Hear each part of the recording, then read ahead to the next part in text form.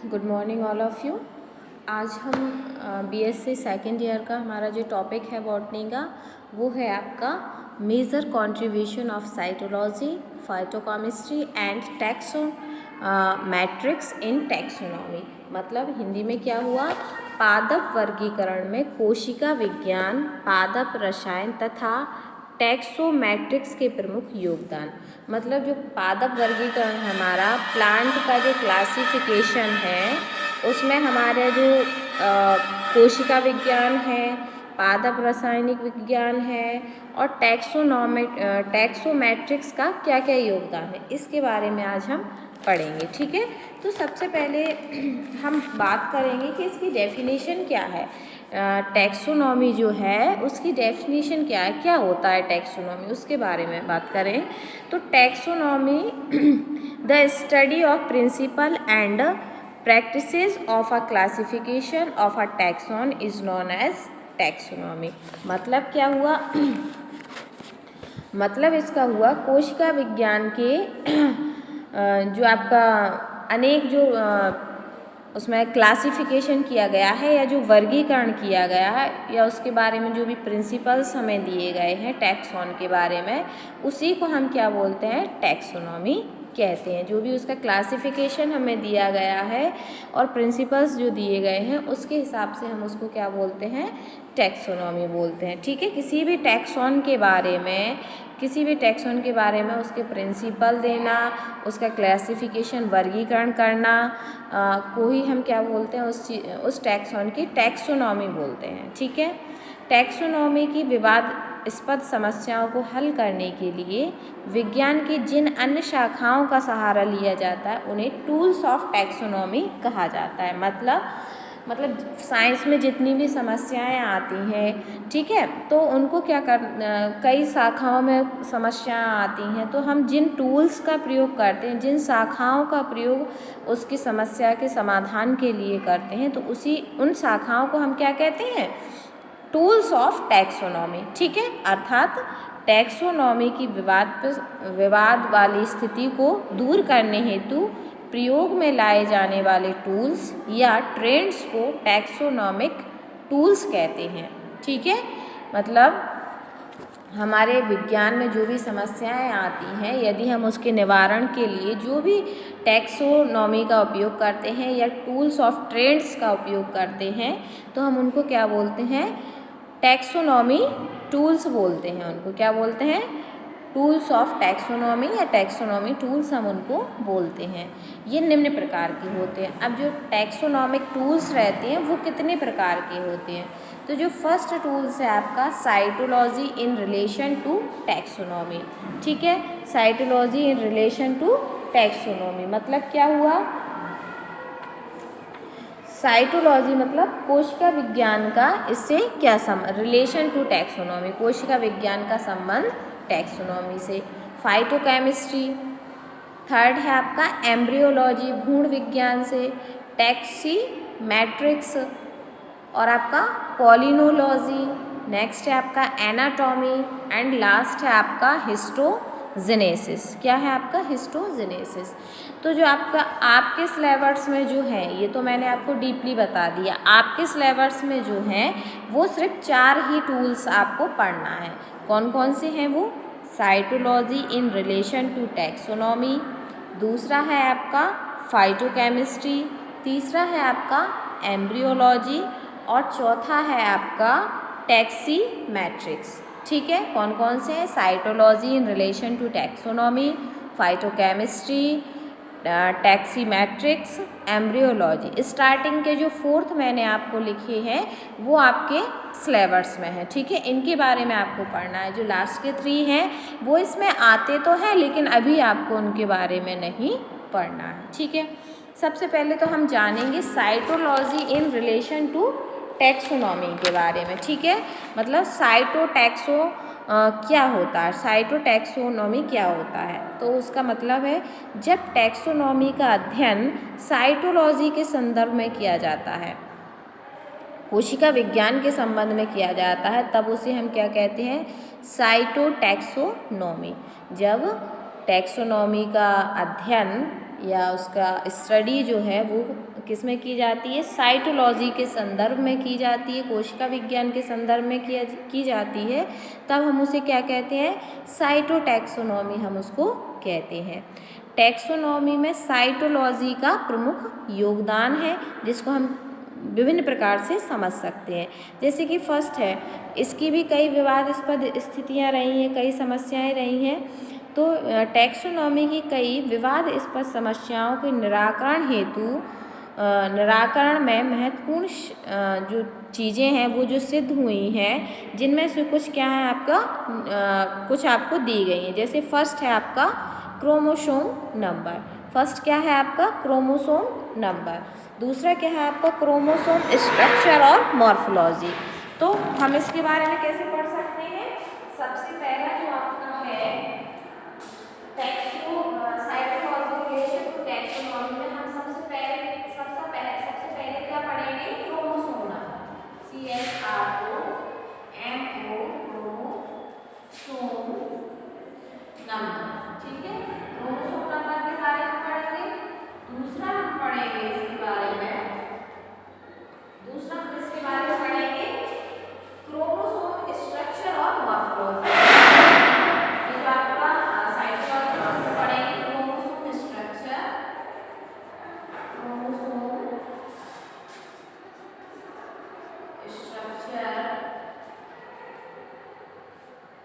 और मॉर्फोलॉजी के बारे में पढ़ेंगे। क्रोमोसोम स्ट्रक्चर और इसकी मॉर्फोलॉजी के बारे में आज हम पढ़ेंगे। ठीक है, तो सबसे पहले जो आपका क्रोमोसोम नंबर होता है, मतलब जो गुणसूत्रों की संख्या होती है वो इसमें कितनी होती है, क्या होती है, कैसे इनका निर्माण होता है, उनके बारे में पढ़ेंगे। तो पौधों की जातियों में गुणसूत्र संख्या निश्चित व स्थिर होती है। कोई भी प्लांट्स हो उसमें जो आपका क्रोमोसोम्स की संख्या रहेगी, उसमें क्या रहती है, गुणसूत्रों की संख्या निश्चित रहती है और स्थिर रहती है, मतलब बदलती नहीं है और निश्चित संख्या पाई जाती है। ग्रेसिलिस नामक पौधे में क्रोमोसोम की संख्या सबसे कम, जो ग्रेसिलिस नाम का पेड़ होता है, आपका पौधा होता है, उसमें क्रोमोसोम्स की संख्या कितनी होती है, सबसे कम पाई जाती है। और इसमें क्रोमोसोम्स की संख्या कितनी पाई जाती है, 2n। ठीक है, इसके विपरीत पोएलिटो रोज़ा नामक पौधे में, एक पोएलिटो रोज़ा नामक प्लांट्स है आपका, उसमें क्रोमोसोम्स की संख्या सबसे अधिक कितनी पाई जाती है, 265। कितनी पाई जाती है क्रोमोसोम्स की संख्या, 265, इसमें सबसे अधिक। और उसमें सबसे कम पाई जा रही थी, कितनी पाई जा रही थी, एक क्रोमोसोम्स ही उसमें पाया जाता था। और इसमें कितनी क्रोमोसोम्स की संख्या, 265। तो हमने इसमें क्या जाना कि जो आपका प्लांट्स हैं उनमें क्रोमोसोम्स की संख्या पहली बात तो निश्चित और स्थिर रहती है, मतलब वो बदलती नहीं है, जितने क्रोमोसोम्स उसमें पाए जाते हैं उतने ही उसमें रहते हैं। दूसरा हमने जाना कि जो हमारा क्रोमोसोम्स की संख्या सबसे कम किस में पाई जाती है, आपकी ग्रेसिलिस नामक पौधे में, और सबसे ज़्यादा पाई जाती है आपकी पोएलिटो रोज़ा में। ठीक है, इसमें क्रोमोसोम्स की संख्या सबसे ज़्यादा पाई जाती है। कभी कभी क्या रहता है, कभी कभी प्लांट्स के संपूर्ण समूह के पौधों में क्रोमोसोम संख्या स्थिर होती है। जितना भी पूरा समूह रहता है उसमें सारे समूह में जो क्रोमोसोम्स की संख्या होती है, नंबर ऑफ क्रोमोसोम्स होते हैं, वो क्या रहते हैं, आपके स्थिर रहते हैं। जैसे फैमिली फैगेसी, जो आपकी फैमिली फैगेसी है कि क्वारकस नामक पौधे तथा अन्य पौधों में क्रोमोसोम्स की मूल संख्या कितनी रहती है, 12 होती है। अतः इस प्रकार की निश्चित संख्या वाले प्लांट ग्रुप में विभिन्न प्रकार के टैक्सा को नहीं पहचाना जा सकता है। इसके जो भी समूह रहता है उसमें क्या रहता है, क्रोमोसोम्स की एक निश्चित संख्या रहती है। आप किसी भी पेड़ को देखेंगे तो आपको उसमें सिर्फ 12 क्रोमोसोम्स ही दिखाई देंगे। ठीक है, इसलिए इनमें क्या नहीं होता है, टैक्सा जो भी है उसकी जाति को पहचाना नहीं जा सकता है, क्योंकि क्रोमोसोम्स की संख्या क्या है उनमें, पूरे समूह जितना उसमें पाया जा रहा है उस समूह में क्रोमोसोम्स की संख्या क्या है, बराबर है। ठीक है, कुछ समूह अनेक प्लांट सदस्यों में पॉलीप्लॉइड सीरीज देखने को मिलती है। ठीक है, हायर प्लांट्स में मुख्यतः 3 विभिन्न स्थितियां पाई जाती हैं, जिन्हें क्रमशः डिप्लॉइडी, पॉलीप्लॉइडी तथा हैप्लॉइडी कहते हैं। डिप्लॉइडी मतलब जिनमें 2 गुणसूत्र पाए जाते हैं, पॉलीप्लॉइडी मतलब अनेक, दो से अधिक पाए जाते हैं। हैप्लॉइड मतलब एक ही गुणसूत्र जिनमें पाया जाता है। तथा कुछ जातियाँ एन्यूप्लॉइडी भी कहलाती हैं।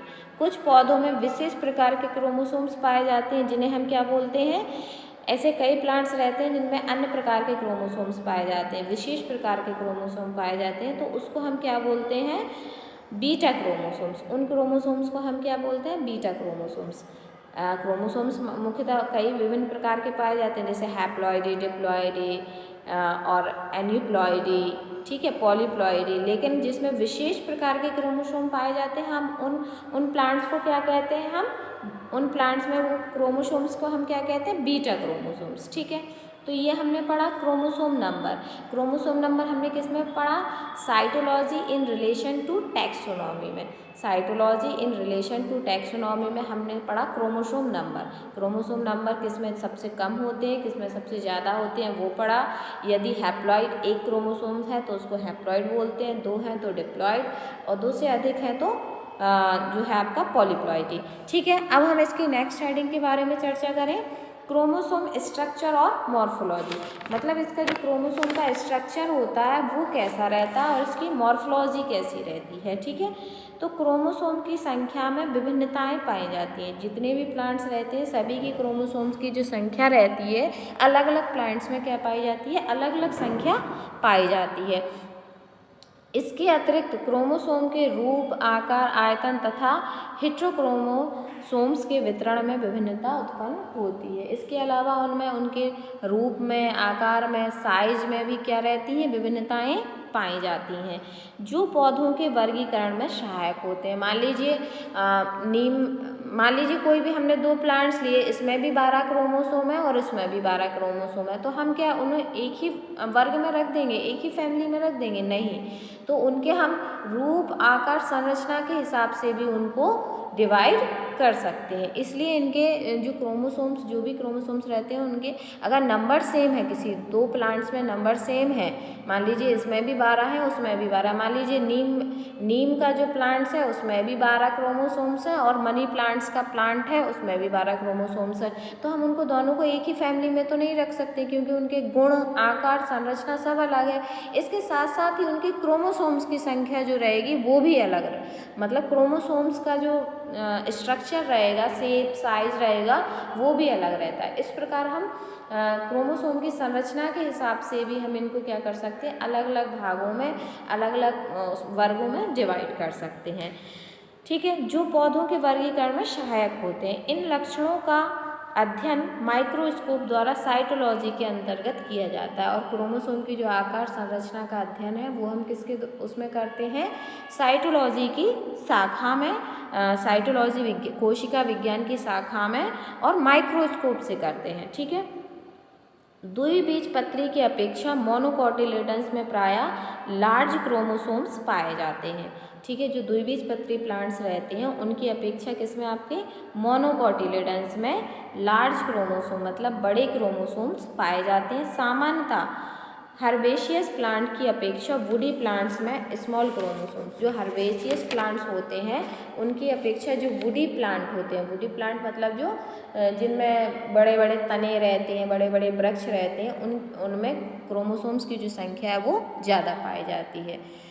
कुछ प्लांट्स में क्रोमोसोम्स की साइज के आधार पर उनमें इवोल्यूशन का वर्णन किया गया। कई प्लांट्स ऐसे हैं जिनमें केवल क्रोमोसोम्स की साइज के आधार पर ही उनका जो वर्णन है वो किया गया है। यदि हम इसी में बात करें यदि, तो इसकी नेक्स्ट हेडिंग आती है आपका behaviour of chromosome at meiosis, मतलब कैसा वो बिहेवियर जो है वो करता है मियोसिस डिवीज़न के समय क्रोमोसोम। नेक्स्ट हेडिंग आती है cytological variation of family level, मतलब उनमें कोशिका विज्ञान की तरफ से उनमें क्या क्या उसमें जो रहते हैं फैमिली लेवल रहते हैं। यदि इसकी नेक्स्ट की चर्चा करेंगे, नेक्स्ट हेडिंग जो आपकी रहेगी cytological variation at generic level, generic level में क्या विभिन्नताएं रहती हैं, ठीक है, और स्पेसिफिक लेवल में उनकी क्या विभिन्नताएं रहती हैं, ठीक है। तो आज की उसमें हमने पढ़ा कि आपका जो सबसे पहले तो major contribution of cytology, phytochemistry and taxonomics of in taxonomy, मतलब जो कोशिका विज्ञान है उसका किस प्रकार से महत्वपूर्ण योगदान है कोशिका विज्ञान का, फाइटोकेमिस्ट्री का, पादप रसायन विज्ञान का, तथा टैक्सोनॉमिक्स का, किसमें, आपके पादप वर्गीकरण में, प्लांट क्लासिफिकेशन में किस प्रकार महत्वपूर्ण भूमिका निभाते हैं। तो सबसे पहले हमने पढ़ा cytology in relation to taxonomy, उसमें हमने अभी तक 2 हेडिंग पढ़ ली हैं। क्या क्या कौन कौन सी पढ़ ली है? क्रोमोसोम नंबर, क्रोमोसोम स्ट्रक्चर और मॉर्फोलॉजी। अगली क्लास में हम इसके आगे की हम 3 हेडिंग और पढ़ेंगे, ठीक है, उनके बारे में विस्तार से चर्चा करेंगे, ठीक है। तो जब भी आप लोग क्लास लें, मैं बार बार बोलती हूँ, तब अपने आप पेन कॉपी लेके बैठें, ताकि मैं जो भी पॉइंट्स बोल रही होती हूँ वो आप आराम से अपने घर में रह के नोट डाउन कर लें उसको, ठीक है। जब आपके एग्ज़ाम होंगे तो वो चीज़ आपको बहुत काम आएगी आगे, ठीक है। तो आज की क्लास में हम इतना ही पढ़ेंगे।